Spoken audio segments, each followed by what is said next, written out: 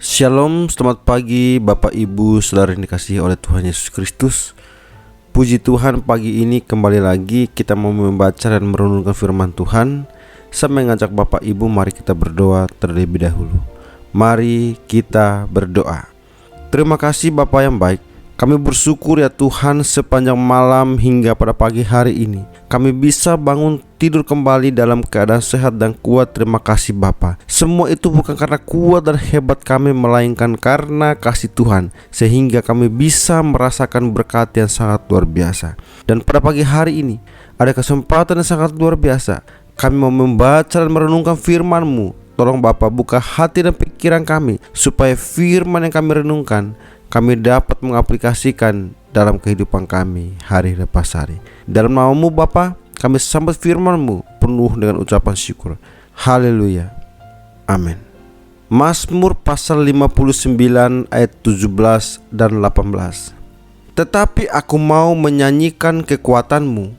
Pada waktu pagi aku mau bersorak-sorai karena kasih setia-Mu. Sebab Engkau telah menjadi kota bentengku, tempat pelarianku pada waktu kesesakanku. Ya, kekuatanku bagimu, aku mau bermazmur.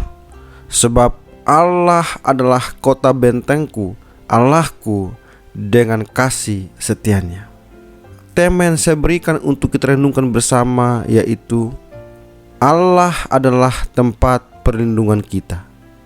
Bapak Ibu Saudara yang dikasihi oleh Tuhan Yesus, ayat ini merupakan ungkapan syukur Daud kepada Tuhan yang ia rasakan sebagai pelindung dan tempat perlindungan saat menghadapi kesesakan. Meski dikepung oleh musuh, Daud memilih untuk menyanyikan kekuatan Tuhan dan memuji kasih setianya. Ia tahu bahwa Tuhan adalah benteng yang kokoh, tempat di mana ia dapat melindungi dari segala ancaman. Apakah kesan yang didapat ketika membayangkan istilah tempat perlindungan?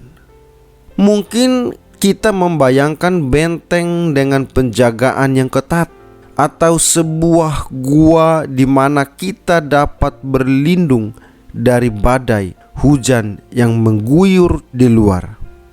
Apapun kesan kita, dapat disetujui bahwa tempat perlindungan adalah tempat yang aman. Ketika Alkitab menggambarkan Allah sebagai tempat perlindungan kita, yang dimaksud ialah bahwa Allah adalah tempat yang aman bagi kita ketika kita butuh perlindungan dari sesuatu. Bapak Ibu Saudara yang dikasihi oleh Tuhan, mengenal Allah sebagai tempat perlindungan kita menumbuhkan kepercayaan dalamnya. Kita tidak perlu takut akan situasi atau manusia yang mengancam kita, baik secara jasmani atau rohani.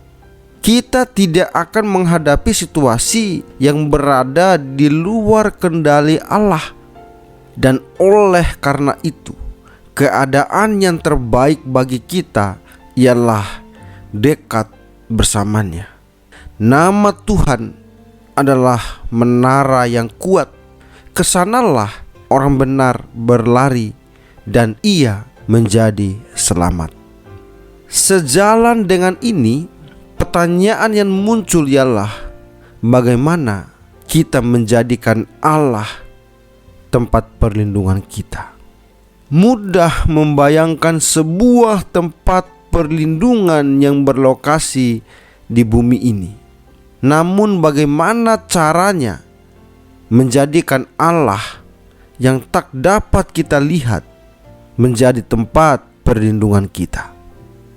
Daud adalah contoh yang baik akan orang yang mengenal Allah sebagai tempat perlindungannya. Dalam beberapa kasus dalam kehidupannya, Daud melarikan diri dari orang yang ingin membunuhnya. Namun ia selalu mendapatkan perlindungan pada Allah. Pada Allah ada keselamatanku dan kemuliaanku, gunung batu kekuatanku, tempat perlindunganku ialah Allah. Percayalah kepadanya setiap waktu. Hai umat, curahkanlah isi hatimu di hadapannya. Allah ialah tempat perlindungan kita. Satu cara mudah untuk menjadikan Allah tempat perlindungan kita adalah memintanya secara langsung. Daud berkata, curahkanlah isi hatimu di hadapannya. Itulah yang senantiasa dilakukan oleh Daud. Ia menumpahkan isi hatinya pada Allah tentang apa yang ia alami dalam kehidupannya. Dan ia meminta Allah terlibat membelanya. Ketika kita berpaling pada Allah demi mendapatkan pertolongan atau perlindungan, kita mulai mengenal Dia sebagai tempat perlindungan kita. Bapak, Ibu, Saudara yang dikasihi oleh Tuhan Yesus, pemazmur dalam ayat bacaan kita hari ini mengingatkan kita betapa Tuhan sungguh dapat kita percaya. Ia tidak akan pernah meninggalkan dan mengecewakan orang-orang yang berlindung padanya. Di tengah kehidupan dunia yang semakin tak pasti, harusnya kita pun semakin menyadari bahwa tidak ada lagi tempat perteduhan dan perlindungan kita yang sejati selain Allah semesta alam. Di tengah bahaya yang terus mengancam dan gempuran kenyataan-kenyataan dunia yang membuat kita terus merasa takut dan khawatir, kita justru diingatkan untuk berlindung dan mengandalkan Tuhan. Kita memiliki Allah yang kekal, yang tidak akan pernah meninggalkan kita sendirian. Amin. Tuhan Yesus memberkati. Mari kita berdoa. Terima kasih Bapa yang baik. Kami bersyukur kami kembali dikuatkan lagi oleh kebenaran firman-Mu. Bapa, biarlah firman-Mu itu bukan hanya kami merenungkan, melainkan kami dapat mengaplikasikan firman-Mu itu di dalam kehidupan kami hari lepas hari.